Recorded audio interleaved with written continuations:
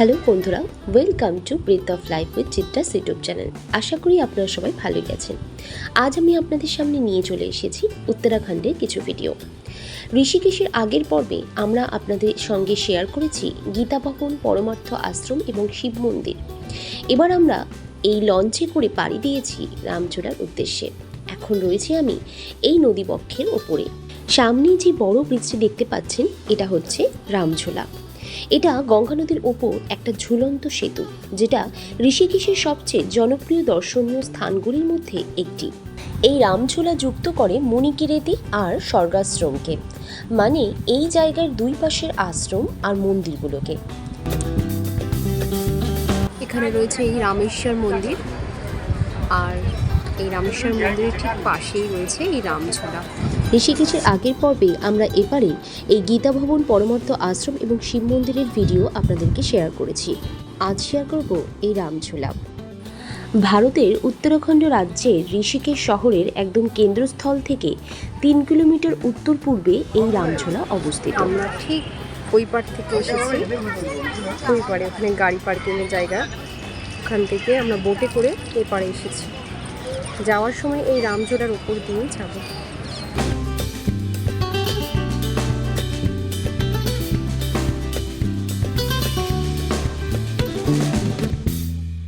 ওপার থেকে এবারে আসার জন্য সবাই রামঝোলাকেই ব্যবহার করে, কিন্তু আমরা এসেছিলাম নদীবক্ষের ওপরে লঞ্চের সাহায্যে।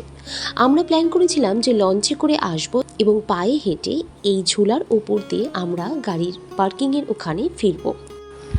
450 ফুট দৈর্ঘ্য এই সেতুর উপর দিয়ে আমরা যখন যাচ্ছিলাম, তখন সেতুটি হালকা দুলছিল। তখন কিন্তু মনের মধ্যে এক আলাদা অনুভূতি সৃষ্টি হয়েছিল, কারণ চারিপাশে সবুজে মোড়া পাহাড়ের ফাঁক দিয়ে গঙ্গা নদীর ওপর দিয়ে বয়ে আসা হালকা হিমেল বাতাস যখন গায়ে লাগে, তখন তার অনুভূতি হয়ে ওঠে অসাধারণ। এই রামঝোলাটি 1980-র দশকে নির্মিত হয়েছিল। রামঝোলা ভগবান রামের নামে নামকরণ করা হয়েছে। এই রামঝোলার উপর দিয়ে গঙ্গা নদীর অপরূপ সৌন্দর্য উপভোগ করতে পারবেন। এই সেতু তার সহোদর সেতু লক্ষণঝোলা, যা 1929 সালে নির্মিত হয়েছিল, তার চেয়ে ছোট।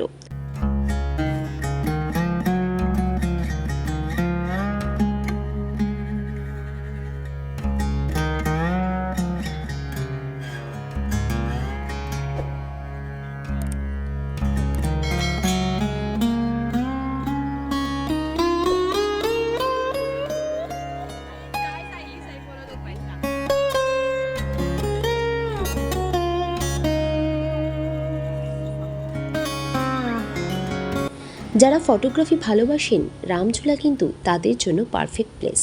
সূর্যাস্তের সময় এই জায়গার ভিউ কিন্তু একদম মনের মধ্যে গেঁথে যাওয়ার মতো থাকে। যাই হোক, দুপুরের খাবার দাবার সেরে আমরা কিছুটা সময় এখানে কাটিয়ে রওনা দিলাম ঋষিকেশে সেই বিখ্যাত সন্ধ্যা আরতি দেখতে। তবে এই ঘাটেও সন্ধ্যা আরতি হয়, কিন্তু এখান থেকে ত্রিবেণী ঘাটের সন্ধ্যা আরতি বেশি জনপ্রিয়। তাই আমরা ওখান থেকে একটা অটো করে চলে এলাম ত্রিবেণী ঘাটের কাছে। তবে এই সময় রাস্তার ট্রাফিক ছিল খুব বেশি, তার জন্য এই সামান্য দূরত্ব যেতে বেশ সময় লেগে গিয়েছিল। রামঝোলা থেকে এই ত্রিবেণীঘাট পর্যন্ত আসতে আমাদের অটো ভাড়া লেগেছিল 100 টাকা। আপনারা গাড়ি নিয়েও আসতে পারেন, তবে এই সময় প্রচুর যানজট থাকার জন্য গাড়ি এদিকে আসতে রাজি হয়নি। তার জন্য আমাদেরকে বলল অটো নিয়ে যেতে, কারণ এখানে গাড়ি পার্কিংয়ের সমস্যা হতে পারে। কথা বলতে বলতে চলে এলাম ত্রিবেণী ঘাটের একদম কাছে। ত্রিবেণী ঘাটে কিন্তু সামনেই অটো দাঁড়াবে না, অটো কিছুটা দূরে মেন রোডের সামনে দাঁড়াবে, যেখানে এই ত্রিবেণী ঘাটের গেট করা রয়েছে। এবার ওখান থেকে আপনাদেরকে পায়ে হেঁটে আসতে হবে এই ঘাটের কাছে, এবং আসতেই আপনারা পেয়ে যাবেন রাস্তার দুই ধারে প্রচুর পুজো সামগ্রী কিনবার জন্য দোকানপাট। আপনারা এখানে এসে আরতিও করতে পারেন।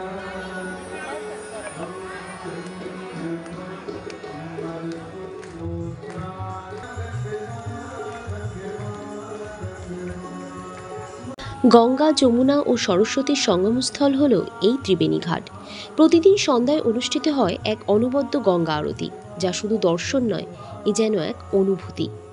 প্রতিদিন সূর্যাস্তের পর শত শত ভক্ত, পর্যটক ও সাধু এখানে একত্রিত হন এই পবিত্র আরতির সাক্ষী হতে। যখন আরতি শুরু হলো, চারিদিকে ছড়িয়ে পড়ে ঘণ্টার ধ্বনি, মন্ত্রোচ্চারণ ও প্রদীপের আলো।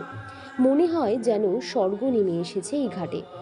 এক অলৌকিক শান্তি ঘিরে ধরে পুরো পরিবেশকে।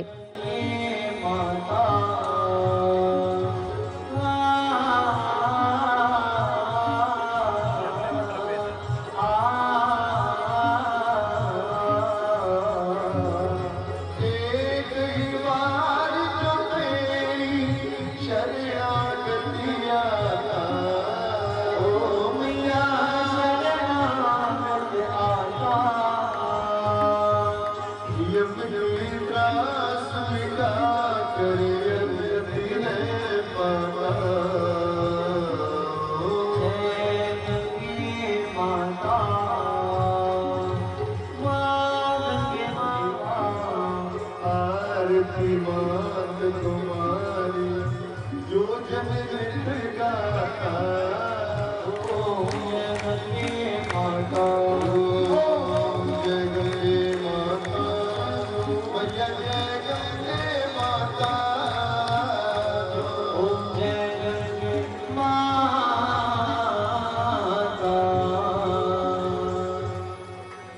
ओम हरि ओम यज्ञ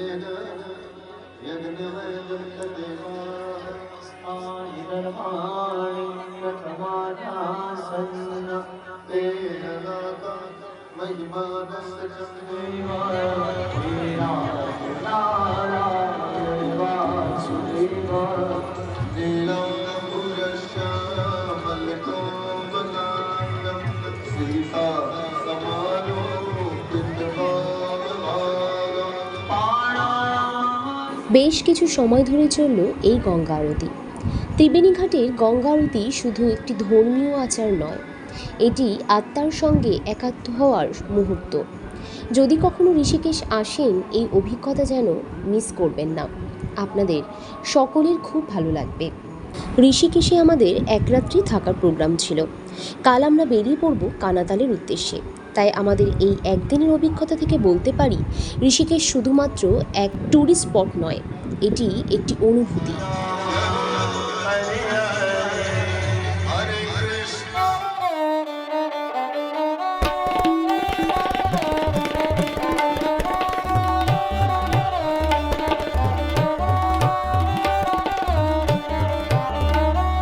আরতির শেষে দেখলাম এক অন্যরকম চিত্র।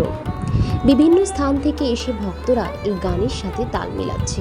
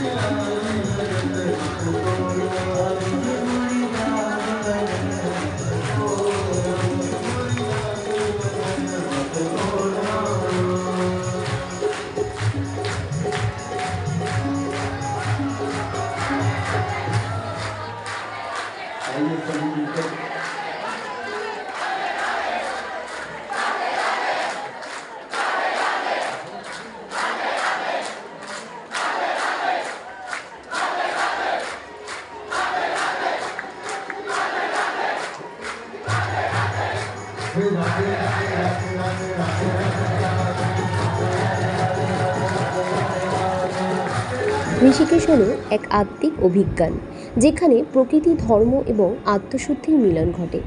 ঋষিকেশ কেবল গঙ্গার তীরের একটি শহর নয়, এটি হিন্দু ধর্মের জীবন্ত রূপ। এখানে ধর্ম কেবল বইয়ের বিষয় নয়, প্রতিদিনের জীবনের অনুভূতিও বটে। ঋষি মানে মুনি ও কেশ মানে চুল বা সেবা, তাই ঋষিকেশ বলতে বোঝায় ঋষিদের ভূমি। যাই হোক, আজকের আমার এই ভিডিওটি আপনাদের কেমন লাগলো সেটা অবশ্যই নিচে কমেন্ট করে জানাবেন।